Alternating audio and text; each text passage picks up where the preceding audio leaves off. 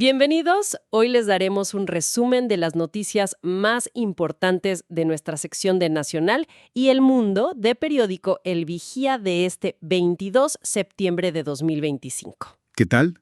Un día con mucha información, sin duda. Sí, tenemos una mezcla de temas hoy, desde la economía, cómo podría afectarnos eso de los autos chinos, hasta la realidad pues muy dura de la violencia en Sinaloa, que ya está tocando a la población civil. Ajá. También vamos a mirar al exterior, noticias clave de Medio Oriente, movimientos diplomáticos y sin olvidar sucesos aquí en México que, bueno, nos han impactado.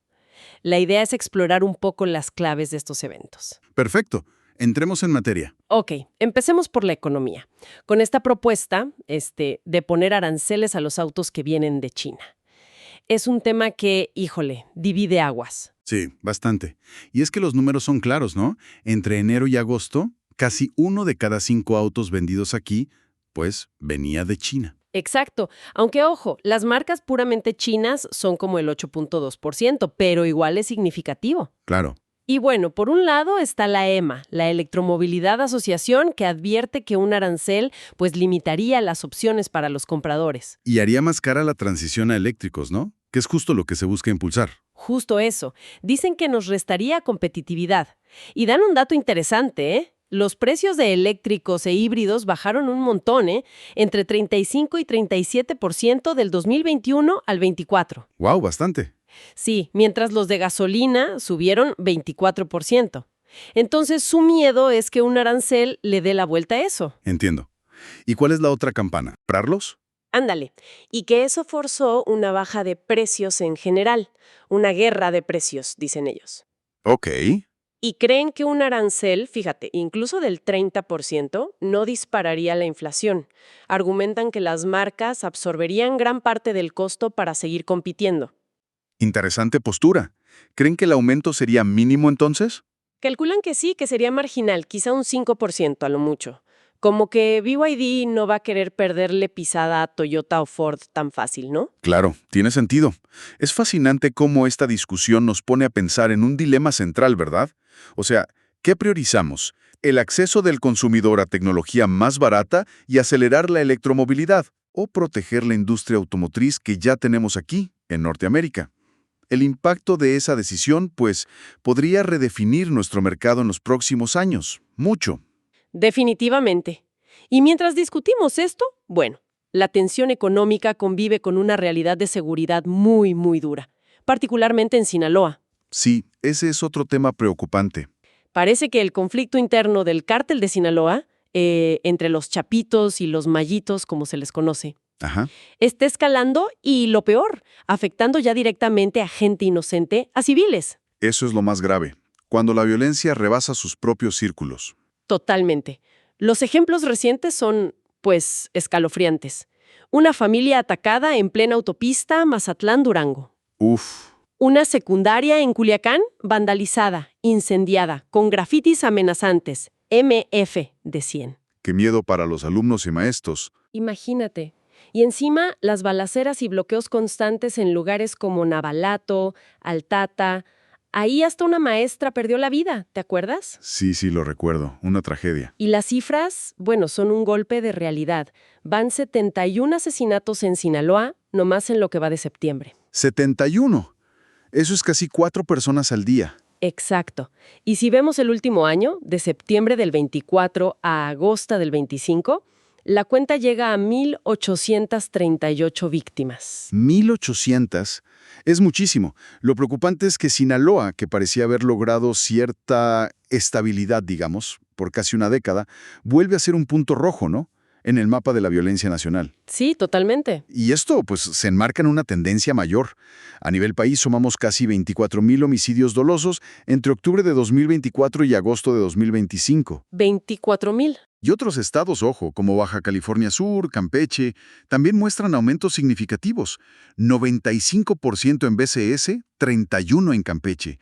Sin duda esto nos obliga a preguntarnos si las estrategias de seguridad actuales, pues, si de verdad están funcionando como deberían. Es la pregunta clave, ¿no?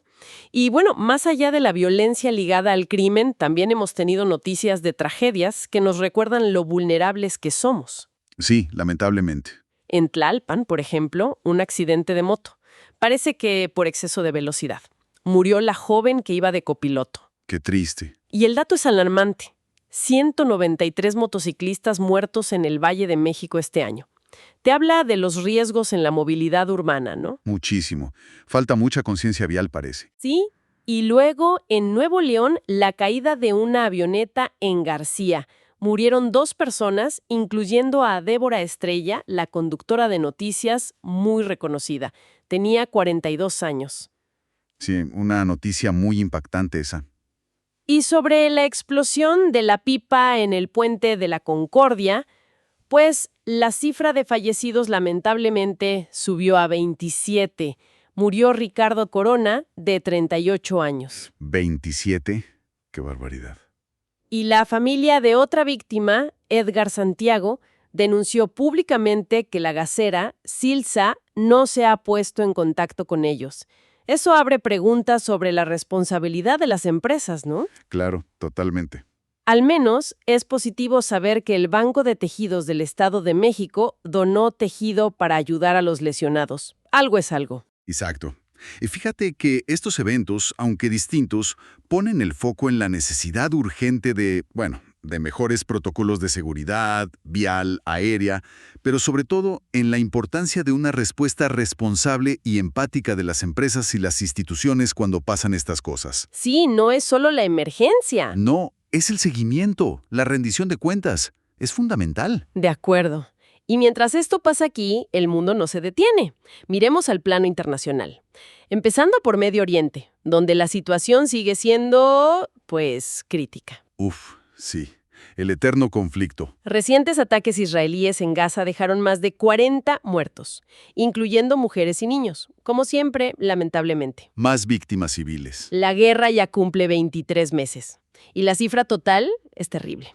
Más de 65,000 fallecidos, y una crisis humanitaria que no cede. 65,000.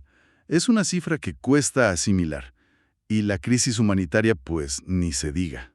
Pero en medio de este panorama tan oscuro, hubo un movimiento diplomático importante. Reino Unido, Australia y Canadá decidieron reconocer formalmente al Estado palestino. Ah, ¿eso es significativo? ¿Qué reacciones hubo? Pues, como era de esperarse, Israel, a través de Netanyahu, lo rechazó de plano. Dijo que no sucederá. Mientras que Hamás, claro, lo celebró. Lógico. El primer ministro británico, Keir Starmer, dijo que la intención es revivir la esperanza de paz. Veremos si funciona.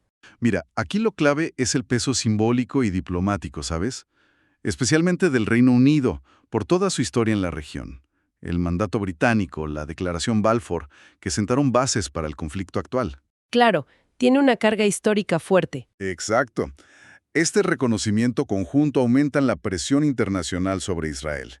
Y al menos en el papel, mantiene viva la idea de una solución de 2 estados, aunque en el terreno, parezca cada vez más lejana, ¿verdad? Sí, la realidad es compleja.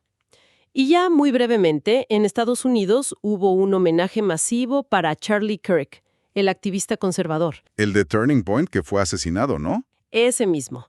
Figura clave en esa organización juvenil, Donald Trump lo calificó de mártir y héroe. Palabras fuertes. Sí, y su viuda, Erika, va a tomar las riendas de la organización.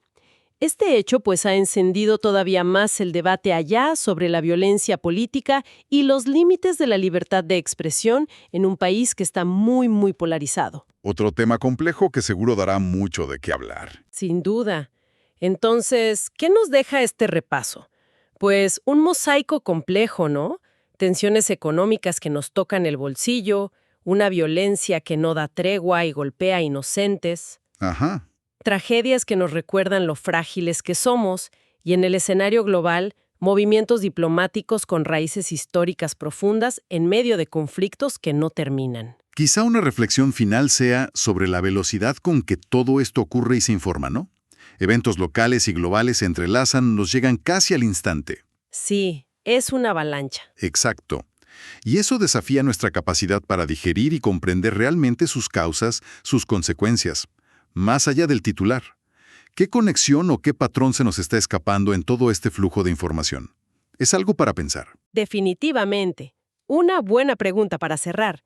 Y bueno, con esto llegamos al final. Te invitamos a seguirnos en nuestras redes sociales de Periódico El Vigía y no perderte nuestros demás podcasts. Así es. También te recordamos que ya están abiertas las inscripciones para nuestra sexta carrera atlética Corre, Trota o Camina con El Vigía este 2 de noviembre. Una gran oportunidad para activarse y convivir. Exacto. Muchas gracias por acompañarnos hoy. Gracias a ti. Hasta la próxima.